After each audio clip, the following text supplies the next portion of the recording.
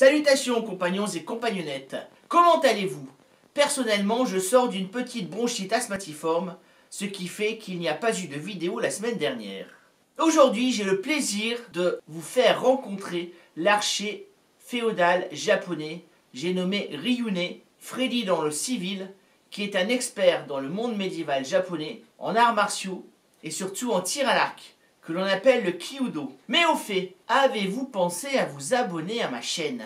Car vous le savez, c'est vous qui faites avancer ma chaîne. Alors n'hésitez pas à le faire. Petite pensée du jour. Aujourd'hui nous sommes le 9 novembre 2021. Or, cette date, c'est le 51e anniversaire de la mort du général de Gaulle, à Colombey-les-Deux-Églises. Alors une petite pensée caustique pour tous ces hommes politiques qui se précipitent au chevet du défunt général, espérant, dans la platitude de leurs idées, récolter quelques miettes de la gloire du grand homme. Il y eut un numéro de la revue satirique Harakiri du 16 novembre 1970, le numéro 94, qui était titré ainsi « Balle tragique à Colombey-les-Deux-Églises, un mort ».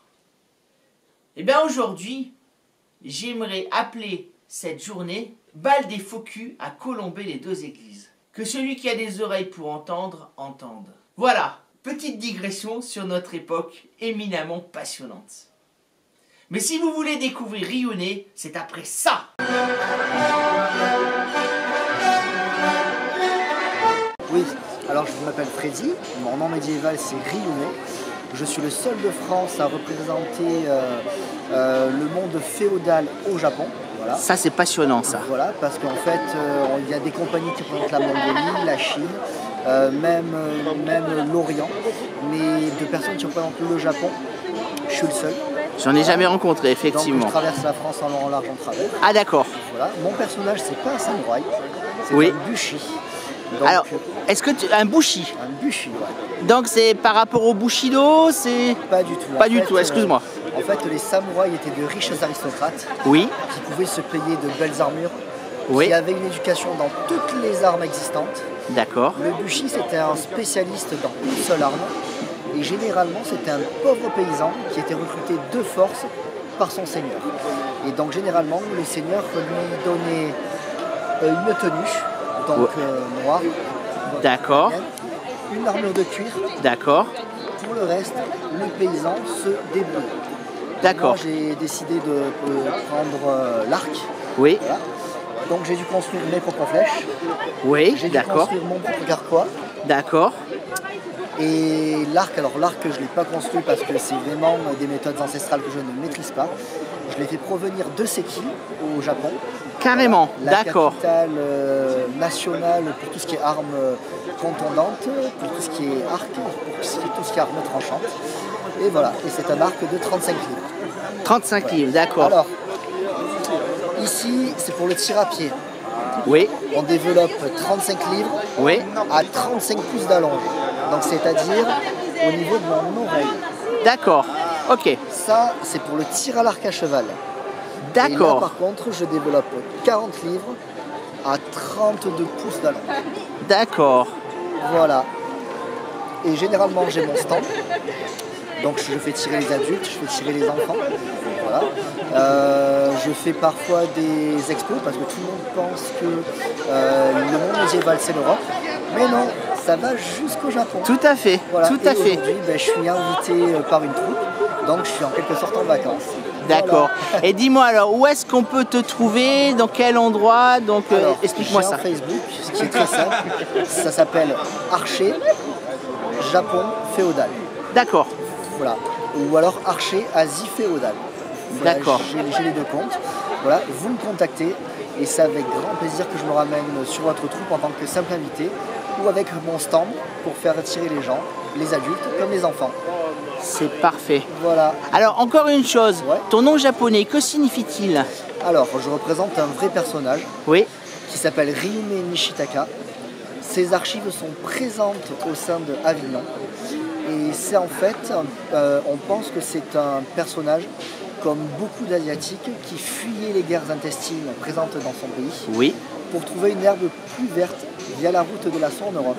D'accord. Manque de peau pour lui, il est arrivé en pleine période où c'était les croisades, voilà. En pleine période où en Europe c'était un petit peu la guerre intestine également. C'est un personnage qui était au service du seigneur de Forcalquier. Le seigneur de Forcalquier qui ne découvrira ses compétences de samouraï et de bushi que 10 ans après, parce que pendant 10 ans il pensait que c'était un pauvre personnage, un pauvre paysan venu de loin, donc il lui faisait faire les basses classes. Le seigneur de Forcalquier un jour s'est fait attaquer sa diligence. Oui. Ryume l'a défendu contre toute attente avec des tactiques que le seigneur ne connaissait pas. D'accord. Et le seigneur ensuite lui a dit raconte-moi ton histoire. Et c'est devenu le maître d'armes de son seigneur. Il le servira toute sa vie. C'est passionnant comme histoire. Le seigneur de Forcalquier est mort. C'est Ryume qui l'a enterré. D'accord. Il a disparu. D'accord. Voilà. Et ça se passe à quelle époque alors? Alors, on pense que Ryume est arrivé sur le coup du 12e, 13e siècle. Voilà, parce que la fin des croisades officielles, c'est le 12e siècle. Oui. Voilà, et les guerres intestines en Europe commencent au 13, 14, 15, d'où les chevaliers. D'accord. Voilà. Et donc Forcalquier, c'est pas loin d'ici, c'est pas loin d'Avignon alors? Forcalquier, on va dire, c'est entre Avignon, c'est au nord, entre Avignon et Marseille. Voilà, à peu près à 200 km d'Avignon et 200 km de Marseille. Voilà. D'accord. Bah écoute Rionnet, je te remercie. C'était passionnant. Plaisir. Et vraiment, c'est très intéressant d'avoir quelqu'un qui, dans le monde médiéval, nous fait l'apport des connaissances asiatiques. Je te remercie vraiment pour cela parce que tu es vraiment indispensable.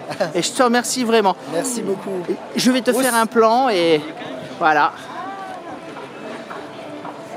Super. Merci beaucoup à toi. Avec grand plaisir. Salut. Salut.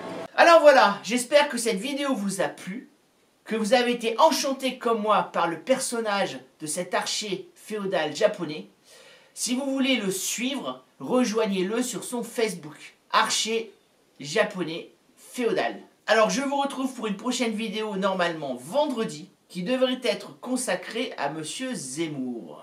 En attendant, je vous dis portez-vous bien et comme vous le savez, l'histoire, c'est toi qui l'as fait.